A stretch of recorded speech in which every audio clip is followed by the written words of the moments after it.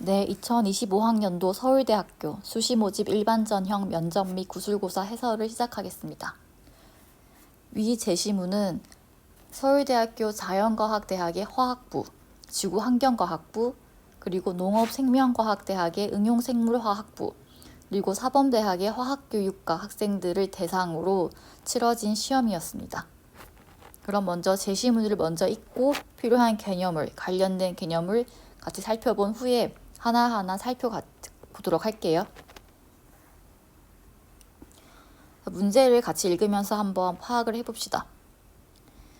반투막을 사이에 두고 농도가 서로 다른 두 용액이 존재하면 농도가 낮은 쪽에서 높은 쪽으로 용매입자가 이동하는 삼투 현상이 발생을 한다. 이때 두 수용액의 수면 높이를 동일하게 만들기 위해 농도가 높은 쪽에 가해야 하는 압력을 삼투압이라 한다. 아래 그림과 같이 수산화나트륨 수용액이 담겨있는 용기 A와 물로 채워진 용기 B가 반투막을 통해 연결된 장치를 생각해보자. 이 반투막은 전체 과정에서 물 이외의 물질은 통과시키지 않는다. 용수철 저울을 사용해 용기 A와 용기 B의 수면 높이를 동일하게 만드는 데 필요한 압력, 즉 용기 A의 삼투압을 측정할 수 있다.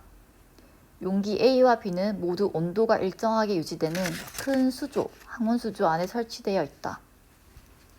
용기 A에 담긴 NaOH에 염산 수용액을 조금씩 넣어줄 때 넣어준 염산의 부피를 V라고 하고 NaOH의 몰수와 넣어준 염산의 몰수가 같아지는 지점, 여기가 중화점이 되겠죠? 까지 넣어준 염산의 부피를 V1이라고 한다. HCl을 첨가하기 전 용기 A의 삼투압을 P0, V1에서 용기 A의 삼투압을 P1이라고 한다. 모든 과정에서 첨가한 염산과 중화 반응으로 생성된 물로 인한 부피 증가는 무시하며 염산과 수산화나트륨의 농도는 충분히 묽다. 염산과 NaOH의 농도는 충분히 묽다. 그리고 NaOH의 몰수와 넣어준 HCl의 몰수가 같아지는 지점, 여기가 중화점이 되죠. 묽다라는 것은 용액의 총괄성을 만족시키기 위한 조건을 문제에서 제시해 준 게 됩니다. 자, 그림은 이것과 같고요. 이제 2-3번 문제를 봐볼까요? 1, 2번을 먼저 보고 넘어가도록 합시다. 자, 먼저 알려주게 되면 이 문항을 해설하는 데 관련된 과학적인 개념은 중화 반응, 그리고 삼투압, 용액의 총괄성, 염의 가수분해, 강산과 약산의 이온화도 이런 것들이 등장을 하게 되고 2-1부터 2-5까지의 문제를 한번 같이 먼저 살펴보죠. 2-1 0에서 V1까지 중화점을 돌아가기 전까지의 구간에서 넣어준 염산의 부피가 증가함에 따라서 용기 A의 삼투압이 어떻게 변화할지 설명하시오. 2-2 중화점 이후 구간에서 산의 부피 증가에 따른 용기 A의 삼투압이 어떻게 변화할지 설명하시오. 자, 2-3 같은 경우는 항온 수조를 제거한 후에 같은 실험을 수행하였다. 이때 중화점이 다다르기까지 구간에서 부피가 증가함에 따라 용기 A의 삼투압이 어떻게 변화할지 설명하시오. 라고 되어 있죠. 2-4랑 5 같은 경우는 동일한 실험을 하였으나 염산과 같은 농도의 아세트산 수용액을 넣었다라고 되어 있어요. 이때 넣어준 아세트산의 부피를 V라고 하자. 그렇다면 NaOH의 몰수와 넣어준 아세트산의 몰수가 같아지는 지점, 여기가 마찬가지로 강연기와 약산의 중화점이 되겠죠.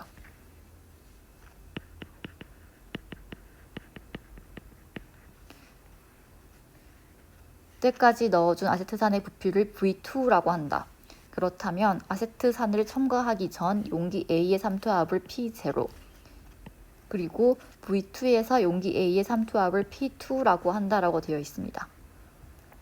이때 P0와 P2의 크기를 비교하시오.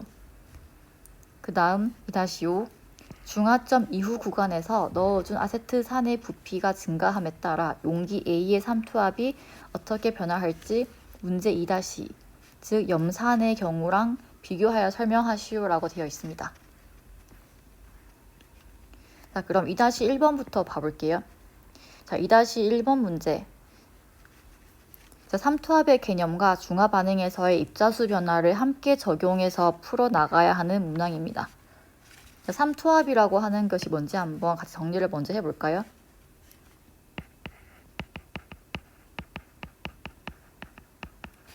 이 삼투압이라고 하는 것은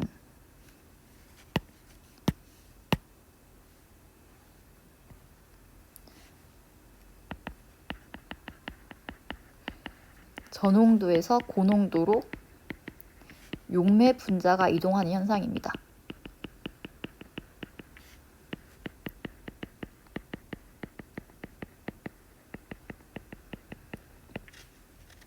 이 현상을 삼투 현상이라고 하죠.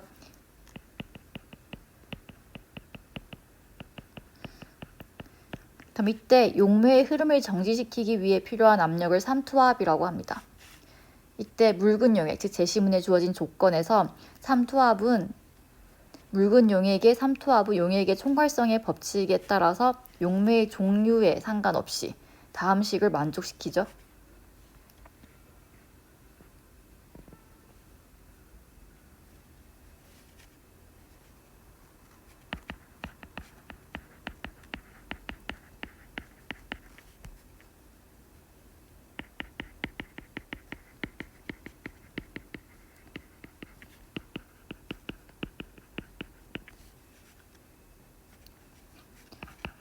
삼투압과 관련된 법칙으로 반트호프 법칙이라는 게 있죠.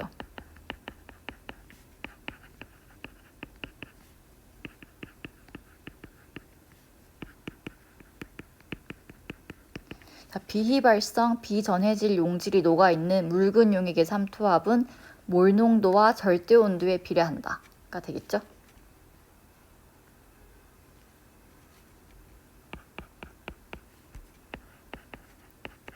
여기서 파이가 삼투압,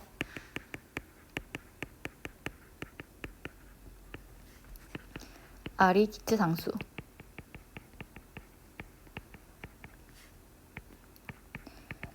T가 절대온도가 됩니다.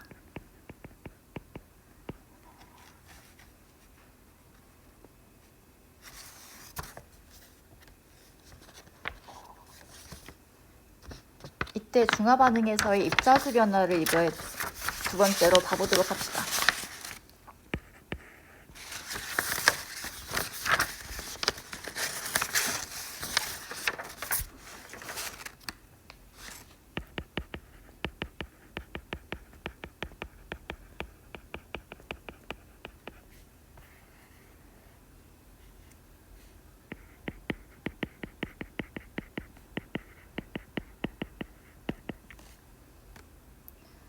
자, 지금 일가염기와 일가산이 반응하는 경우죠.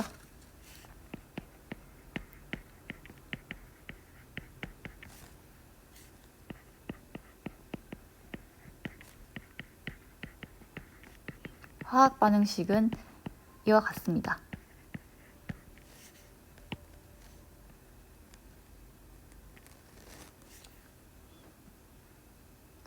일가염기와 일가산의 반응으로 일정량의 염기에 산을 첨가하는 경우 산의 부피에 따른 입자수 변화를 그래프로 나타내면 아래와 같이 나타낼 수가 있죠.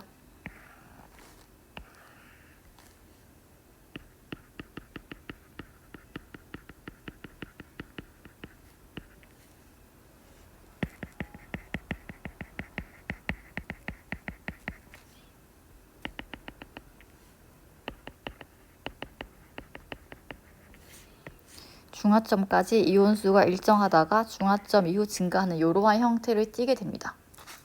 자, 그러면 해석을 해볼게요.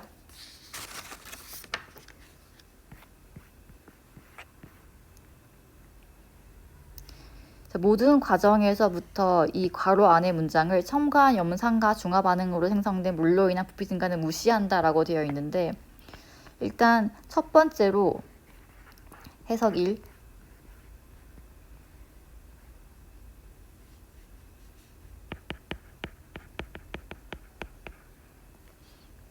첨가한 염산 및 물의 생성으로 인한 부피 변화를 모두 무시하는 경우로 볼 수가 있겠죠.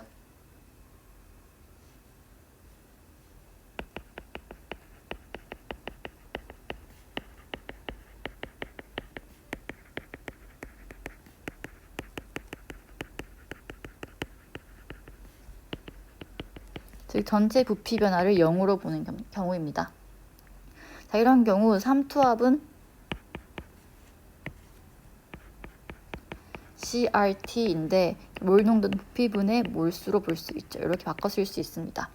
이 경우에 부피는 일정하고 염산이 첨가되는 동안 용액 속의 몰수도 일정하기 때문에 항원 수조의 조건이므로 절대 온도도 일정하죠. 따라서 삼투압 파이는 염산이 첨가되는 동안 일정하다고 볼 수 있습니다. 즉 초기 삼투압 P0는 P1과 같고 0에서 부피가 중화점까지 커지는 구간에서도 계속 일정한 그래프 모양을 띄어야 되겠죠. 삼투압은 계속 일정하다 라고 볼 수 있겠습니다.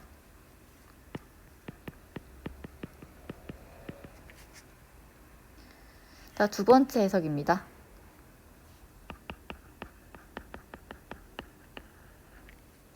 자, 염산에 의한 부피 증가를 고려하는 경우가 될 수 있겠는데, 즉 생성된 물에 의한 부피 증가는 무시하지만 염산에 의한 부피 증가를 고려한 경우죠.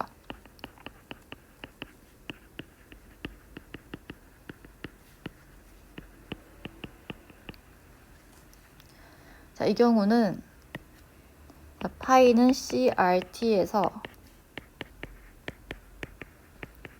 전체 이온 수는 일정하나 부피가 점차 증가하게 되죠. 그러면 첨가하는 염산의 부피에 의해서 삼투압이 점차 감소하는 양상을 보입니다. 즉 초기 삼투압 P0는 P1보다 크고 점차 감소해서 P1에 다다르게 되겠죠. 자, 그래프로 표현을 하면 이렇게 표현할 수 있습니다.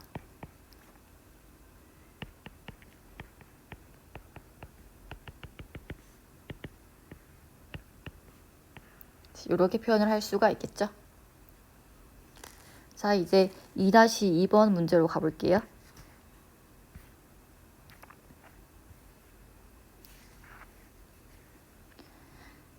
자, 2-2번 문항은 중화점 이후의 구간에서 염산의 부피 증가에 따른 용액 A의 삼투압 변화를 구하는 문항으로 용액의 농도와 삼투압의 관계성을 파악할 수 있는지를 물어보는 문항입니다.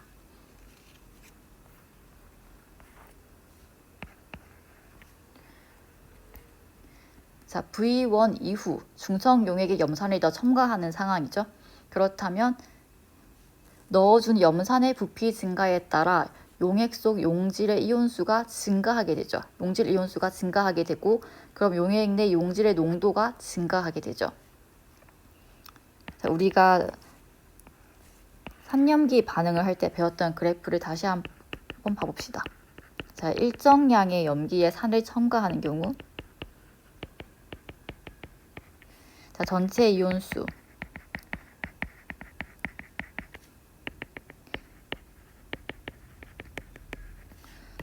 제 이온수는 일정하다가 증가하죠.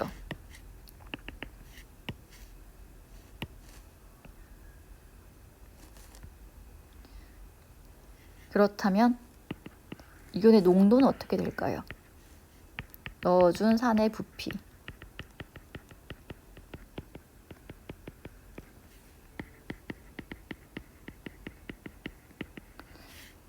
중화점까지 감소하다가 중화점 이후에 다시 증가하는 이러한 양상을 보입니다.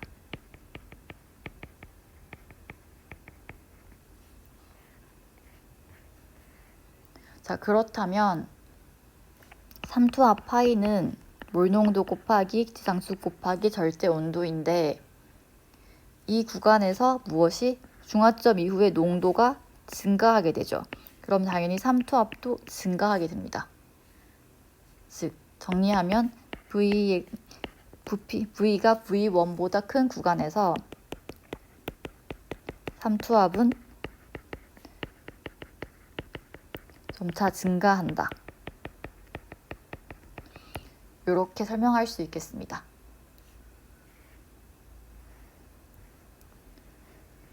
자, 2-3번 문제로 볼게요. 자, 2-3번 문항은 항운 수소를 제거한 상황이죠. 이때의 삼투압 변화를 설명할 수 있는가를 물어보는 문항인데, 즉 중화 반응이 일어나면 중하열이 발생을 하게 되고, 이 중하열 발생으로 인해 온도가 변화하는 조건에서 삼투압의 변화를 설명할 수 있는가, 그것을 물어보는 문항입니다. 즉 중하열이 발생한다는 사실을 알고 있는가, 두 번째는 온도 변화를 삼투압과 관련 지어서 얘기할 수 있는가, 요 두 가지가 되겠죠.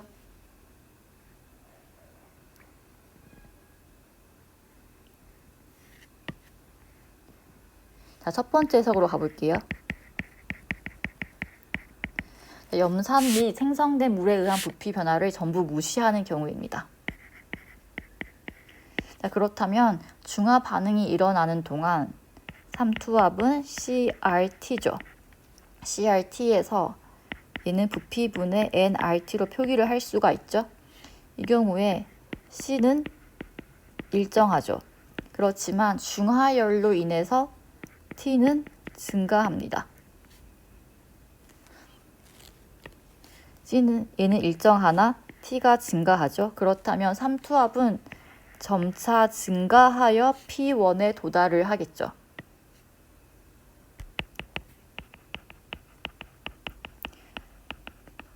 삼투압은 점차 증가하여 P1에 도달, 즉 다다릅니다. 즉 초기 P0는 P1보다 작은 상태였다고 볼 수가 있겠죠.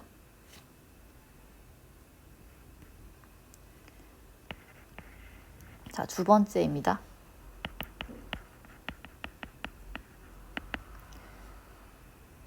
자, 이제 염산에 의한 부피 증가를 고려하는 경우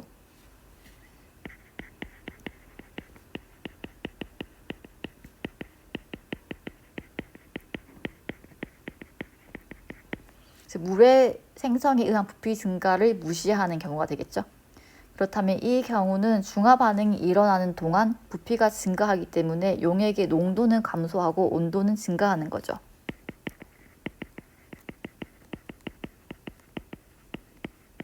중화 반응이 발생하는 동안 전체 용액의 부피는 증가하고 절대 온도도 증가하는 이러한 양상을 띠게 되겠죠.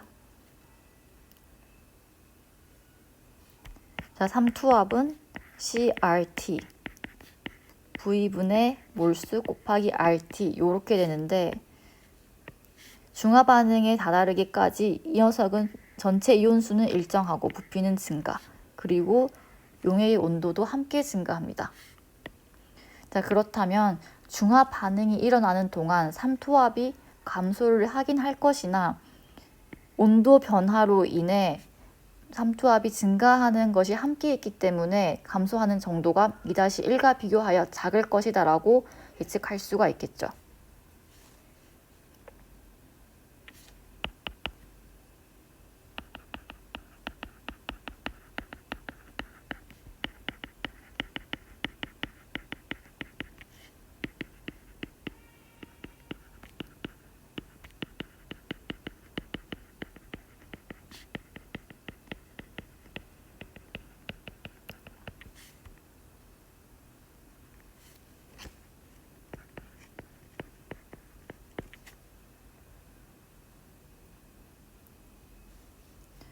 자, 여기서 초기 삼투압이 중화점에 이르기까지 점차 감소한다는 의미입니다.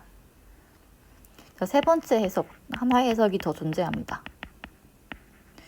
자, 중화 반응은 NaOH와 HCl 반응에 의해 용기 A에서 발생을 하게 되죠. 자, 페이지로 가보면 용기 A에서 중화 반응이 발생을 하게 됩니다.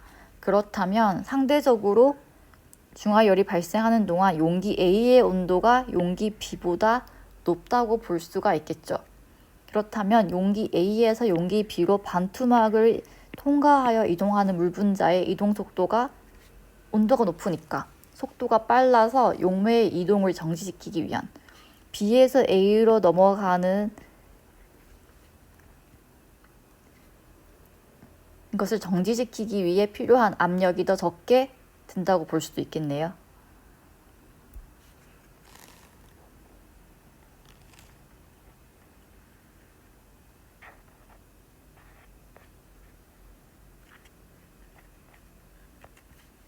자, 정리를 해볼까요? 자, 해석 3. 중화열의 발생에 의해서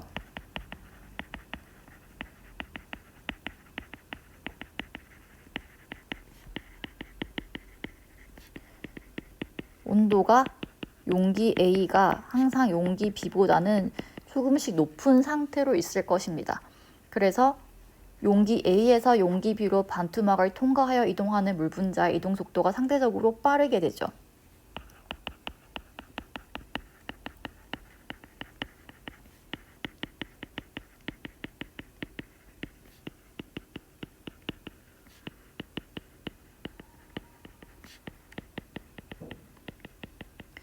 그렇다면 B에서 A로 넘어가는 용매의 이동을 정지시키기 위해서 필요한 압력은 더 적게 든다고 갈 수도 있겠네요.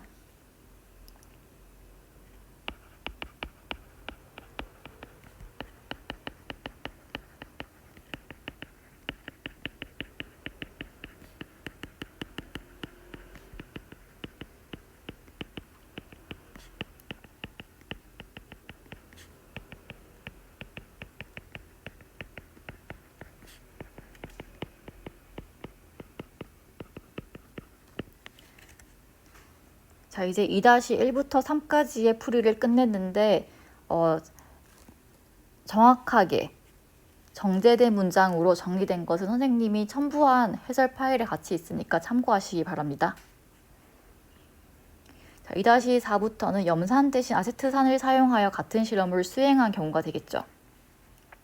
자, 이 두 문항은 약삼과 강염기의 반응으로 생성된 염이 수용액 상태에서 가수분해함을 이해하고 이를 적용하여 삼투압의 변화를 예측할 수 있는가를 평가하는 문항. 또 한 가지는 약산과 강산의 차이점, 즉 이온 하도의 차이를 이해하고 있는지를 평가하는 문항입니다. 그럼 첫 번째, 2-4부터 한번 봐볼까요? 자, 2-4에서 물어보고 있는 질문을 한번 먼저 봐볼게요. 2-4에서는 P0와 P2의 크기를 비교하라고 되어 있죠.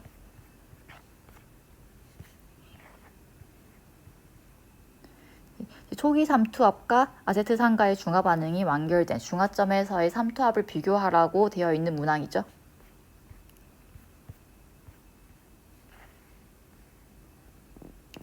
자, 일단 아세트산과 염기의 중화 반응을 반응식으로 써봅시다.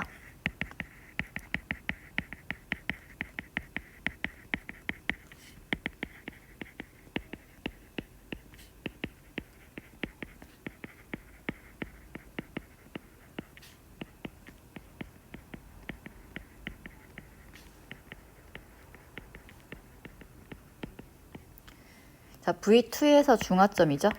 중화점에서 생성된 염, 아세트산 나트륨이 가수분해를 하게 되죠. 이 가수분해를 반응식으로 나타내면 다음과 같습니다.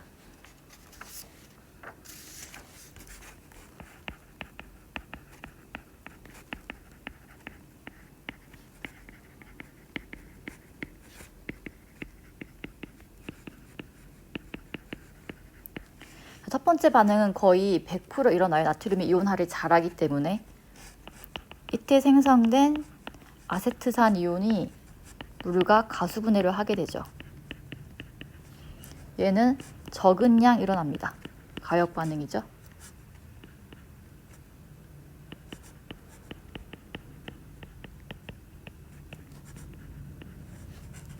자, 용액 속의 용질수를 비교하였을 때 산이 들어가지 않은 경우, 첨가한 산의 부피가 0인 경우와 아세트산을 첨가한 후 중화점에 도달하였을 때를 비교해 볼까요?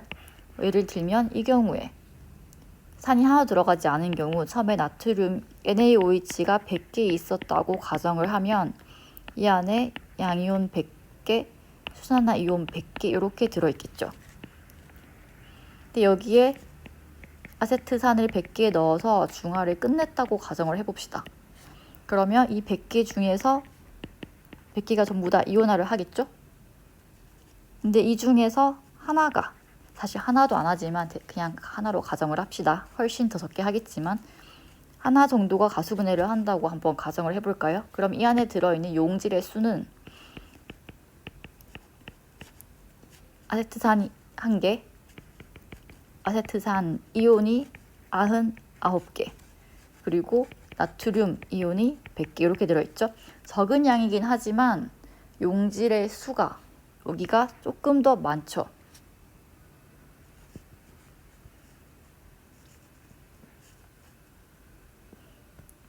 자, 두 번째 해석 두 번째 해석을 봐볼게요. 자, 산의 첨가미 물의 생성에 의한 부피가 없다고 이제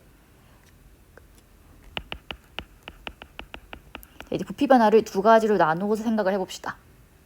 자, 해석 1 볼게요. 산의 첨가미 물의 생성에 의한 부피 변화가 없다고 가정을 하는 경우, 자, 삼투압은 CRT이므로 초기 삼투압은 이렇게 볼 수가 있죠. P2는 이렇게 볼 수가 있죠. 그런데 몰수가 이렇게 되므로 초기 삼투압보다 중화점 삼투압이 크게 됩니다. 자, 해석 2. 아세트산 첨가에 따른 부피 변화를 고려하는 경우가 되겠죠. 그럼 P0는 여전하죠. 이렇게 되죠.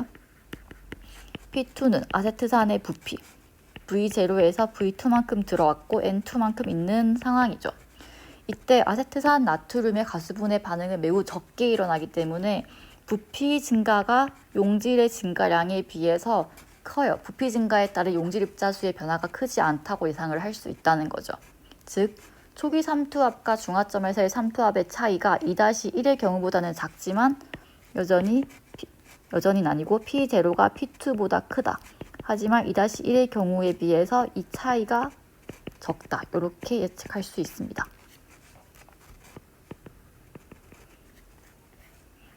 자, 2-5를 볼게요.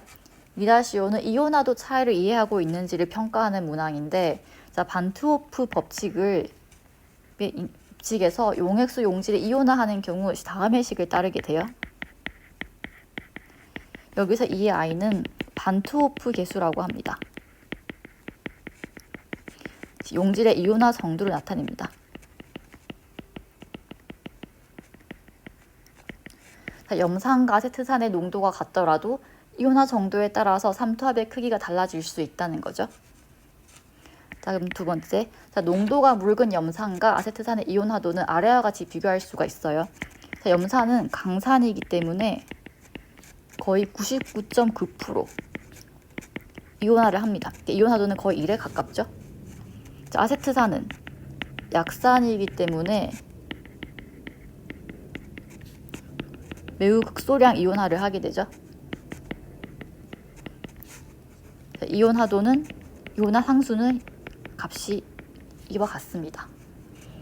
자, 그러면 중화점 이후 같은 몰 농도의 염산과 아세트산을 첨가하였을 때 부피에 따른 용질 입자수는 염산이 아세트산보다 훨씬 많겠죠. 예를 들어 염산을 1000개 녹였다면 이 안에 각각의 양이온과 음이온이 1000개씩 이온화가 되어 있겠지만 아세트산이 1000개 들어갔다고 가정을 하면 아세트산은 이 안에 대부분이 분자로 남아있고 그 중에 1개가 겨우 이온화한 이러한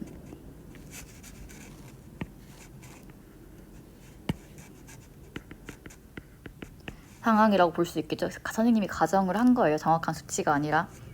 그렇다면 이때 중화점까지 들어간 염산과 아세트산의 부피는 같죠?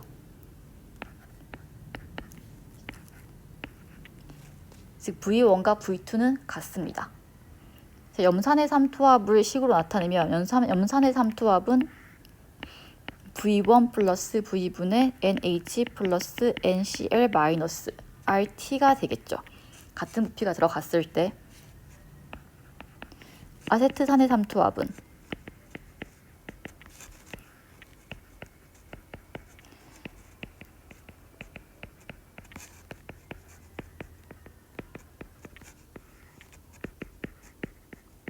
이렇게 될 수가 있겠죠. 이때 부피당 용질수가 염산이 아세트산보다 크죠. 즉 농도가 큰 거예요. 염산과 아세트산 모두 넣어준 산의 부피가 증가함에 따라서 삼투압은 둘 다 당연히 증가를 하겠죠. 농도가 증가를 하니까. 하지만 증가하는 정도가 염산이 아세트산보다 클 거라고 예측할 수가 있죠.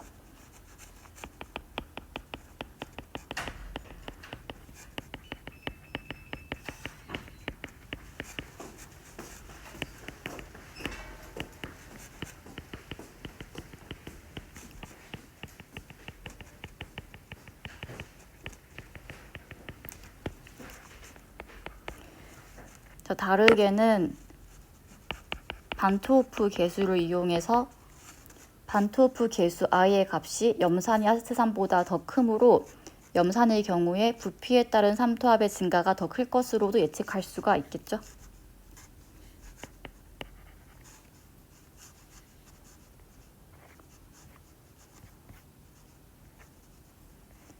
자, 그럼 풀이는 여기까지 하겠습니다.